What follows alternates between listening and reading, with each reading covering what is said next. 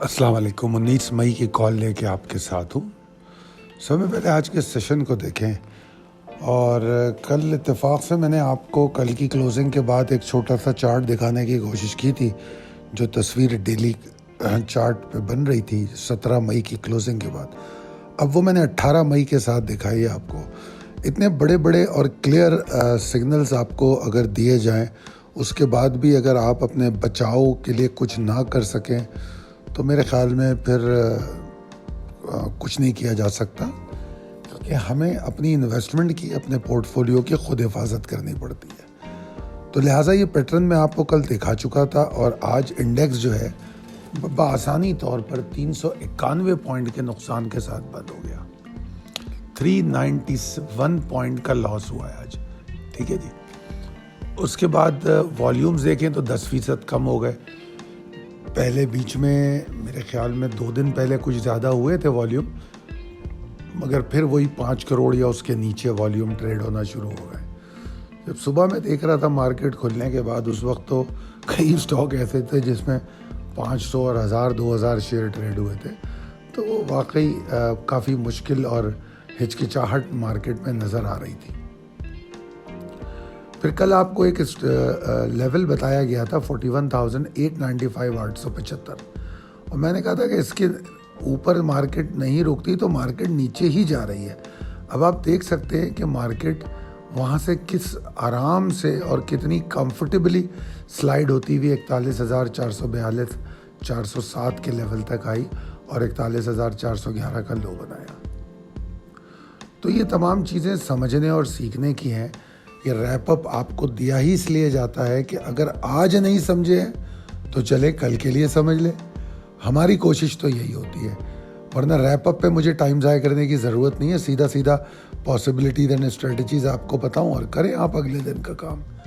कल की मेरी क्या मतलब एक्सपेक्टेशंस हैं वो मैं आपको बता दूं, मगर मेरी कॉल्स में सिर्फ एक्सपेक्टेशंस या मेरी एनालिसिस के थ्रू आपको ध्यान देना नहीं होता, बल्कि मेरी ख्वाहिश पहले दिन से यही है कि लोग समझते हुए, सीखते हुए फैसले करने की सलाहियत को बेहतर बनाएं।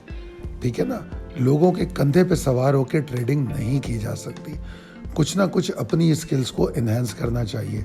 इसीलिए हम अक्सर कोर्सेज भी ऑफ़र करते रहते हैं। और मैं आपको बताऊं, जिन लोगों ने कैंडलस्टिक कोर्स किया उनमें इतनी ज़बरदस्त तब्दीली आई है कि अब वो माशाल्लाह बड़े अच्छे फैसले करते हैं। और ये जो मैं आपको KC 100 डेली का चार्ट दिखा रहा हूँ, जो 17 मई और 18 मई की क्लोजिंग वाला, ये भी मेरे एक स्टूडेंट ने मुझे पहले पॉइंट आउट किया कि व्हाट इज़ हैपनिंग हेयर। उसने मुझसे सवाल किया था तो फिर मैंने उसको जवाब भी दिया और फिर ये चार्ट मैंने आपकी वीडियो में डाल दिया। और आज माशाल्लाह 18 मई को 391 पॉइंट्स मार्केट नीचे गिर गई। तो बहरहाल सीखने से फ़ायदा होता है। और मैं ये समझता हूँ आज का जो मार्केट या आजकल जो मार्केट चल रही है, इसका क्रेडिट सीधा सीधा पाकिस्तान की सियासी अदम इस्तेहकाम को जाता है और कोई रीज़न नहीं। हम यहाँ पर एक नया ऑप्शन लेकर आए हैं, जो मैंने कल भी आपको बताया था कि महंगाई को शिकस्त कैसे दी जाए। तो मौजूदा जो सियासी बहरान है और उसमें जो बढ़ती हुई महंगाई है, वो हर रोज़ एक नया बोझ हम पे डाल रही है। चाहे वो टैक्सेस की सूरत में हो, बिजली के बढ़ना, गैस और छोटी मोटी चीज़ों का इजाफा। मतलब ये कि मतलब सीधी बात मैं अगर अपनी बात करूं कि सिर्फ बच्चों को स्कूल छोड़ने के जो अखराजात है वो दुगने हो गए। मतलब स्कूल की फ़ीस तो अपनी जगह है, सिर्फ उनको छोड़ना और पिक करने का जो अखराजात हैं वो डबल हो गए। गाड़ी का पेट्रोल जो 7 और 8 हज़ार में टैंक भरती थी, वो अब 14,000 और 15,000 में टैंक भरती है। तो इतनी बड़े बड़े डिज़ास्टर हमारे साथ हो रहे, तो इसका क्या हाल है? क्या हमारा जो एम्प्लॉयर है, जो जहाँ जिसके पास हम काम करते हैं, क्या वो हमारी तनख्वाह बढ़ा देगा? नहीं, वो नहीं बढ़ाएगा। कैसे बढ़ाएगा? उसे भी सरवाइव करना है और फिर वो सेठ भी है। फिर क्या हम जो कारोबार करते हैं, तो क्या हम उससे हमारे पैसे बढ़ जाएंगे? अगर हम उसकी कीमतें बढ़ा दें, जो भी हम चीज़ें बेचते हैं, तो सेल गिर जाएगी। तो दोनों सूरतों में हमारी आमदनी तो नहीं बढ़ेगी। अगर सेल गिर जाए और हम प्रॉफिट भी बढ़ा लें तब भी मसला हल नहीं होता। तो आखिर सोल्यूशन क्या है? सोल्यूशन सिर्फ यही है कि हमें अपनी जो आमदनी है उसमें कुछ इजाफे की ज़रूरत है। अब वो इजाफी आमदनी कैसी होनी चाहिए, तो उसके लिए हम यहाँ आपकी मदद करने के लिए बैठे हैं।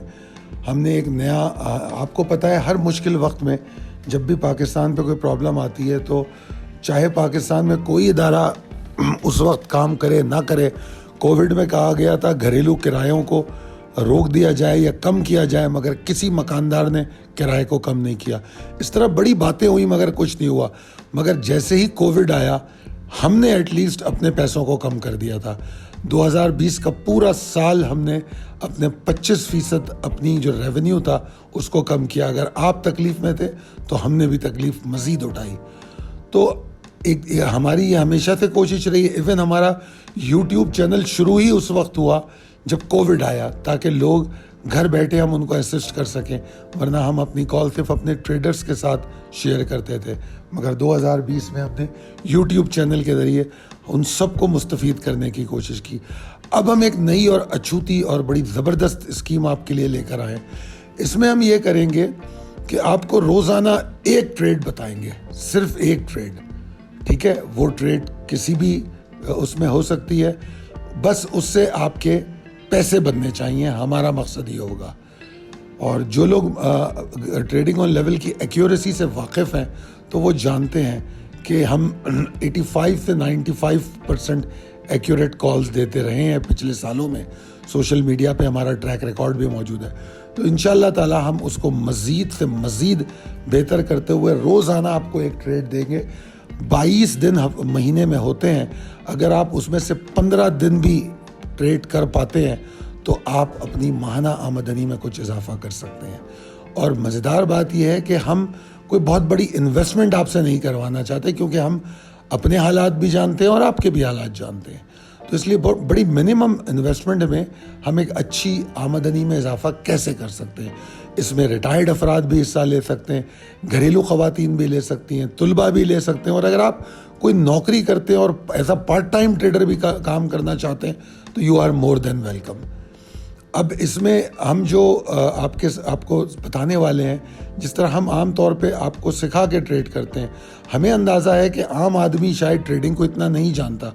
तो हमने इसमें यहाँ जो सब में बड़ी तब्दीली की है, जो आम तौर पे हम नहीं करते, वो ये कि हम डायरेक्ट ट्रेड देंगे। हम आपको सिर्फ ये बताएंगे कहाँ ख़रीदना है, कहाँ बेचना है, बस ये दो बातें होंगी कि कहाँ आपने एंट्री लेनी है और कहाँ एग्ज़िट लेनी है। और उसके अलावा तो इसमें वो लोग जो ज़्यादा ट्रेड को नहीं समझते वो भी इससे मुस्तफ़ीद हो सकेंगे। और आपके लिए बहुत अच्छा है कि अगर आप ट्रेड को समझना शुरू कर दें, सीखना शुरू कर दें, तो फिर जो हम एक ट्रेड बताते हैं तो शायद आप 3 ट्रेडें भी कर पाएंगे। बहरहाल ये स्कीम हम लेकर आए हैं। हमारी मार्केटिंग टीम जो है वो आपकी भरपूर मदद करेगी। इसको हमने लॉन्च इंशाअल्लाह ताला इस वीकेंड तक कर देना है। तो जो लोग भी रब्ता करना चाहते हैं वो 0345-619-0443 पे अपना नंबर लिखवाएं और अपनी तफसील दें कि आप इंटरेस्टेड हैं। तो फिर हम आपको जब ये लॉन्च कर रहे हैं वीकेंड पे तो फिर आपको पूरी डिटेल दे देंगे, ठीक है जी। प्रिसाइज लेवल टेबल अपडेटेड है, कोई बहुत बड़ी तब्दीलियाँ नहीं है, मगर छोटी मोटी तब्दीलियाँ मौजूद हैं। Possibilities and strategies as per technical chart में मैं कोई ज़्यादा सिंपथीज़ मार्केट में बुल्स के लिए नहीं देखता। जिस तरह मैंने बताया कि 10% वॉल्यूम और कम हो गया। अब अगर मैं 5 सेशन में, मैंने कल परसों कहा था कि 965 पॉइंट मार्केट गेन कर चुकी है, और मैंने आपको बताया था कि अप्रोप्रिएट करेक्शन तो कोई इशू ही नहीं है। और फिर अगर आपको याद हो तो कल की कॉल में आपको एक एरिया भी बताया गया था कि कहाँ तक गिरावट को हम बर्दाश्त कर सकेंगे और उसके बाद परेशानी कहाँ से शुरू होती है। ये कल की कॉल में मैं ऑलरेडी बता चुका हूँ। तो बहरहाल अभी मैं ये बता रहा हूँ कि 5 सेशन में 965 पॉइंट हमने गेन किए और 2 सेशन में 638 पॉइंट लॉस कर दिए। तो इससे आपको बखूबी अंदाज़ा हो जाता है कि जो तराजू है जिसमें बियर्स और बुल्स को अगर तोला जाए तो किसका पलड़ा भारी है। यकीनी तौर पे बियर्स का। मुझे मार्केट में प्रेशर कम होता हुआ नज़र ही नहीं आता जब तक मार्केट 41,679 697 के नीचे ट्रेड कर रही है। उस वक्त तक प्रेशर कम होना मुमकिन नज़र नहीं आता। और अगर कल मार्केट 41,407 के नीचे ट्रेड करती है तो 41,200 एरिया की तरफ मार्केट जा रही है। और फिर 200 एरिया को तोड़ने के बाद तो आपको थोड़े से पैनिक वॉल्यूम्स भी नज़र आ सकते हैं और मार्केट में बड़ी गिरावट हो सकती है।